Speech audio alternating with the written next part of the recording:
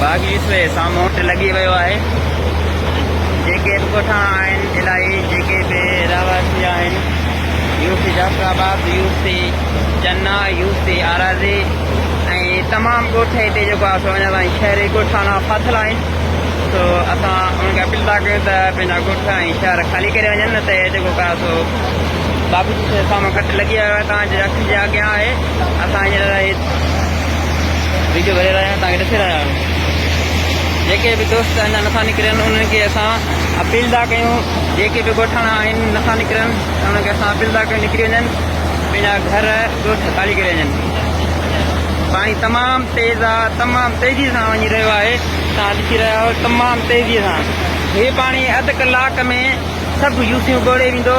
असां उन्हनि खे अपील था कयूं ॻोठाणनि खे त तमामु जल्द निकिरनि, न त हीउ जेको आहे तमामु पाणी तेज़ीअ सां वञी रहियो आहे। ही तमामु घणो नुक़सान कंदो। विज़िट कयो अवामी आवाज़ मीडिया ग्रुप जी वेबसाइट awamiawaz.pk।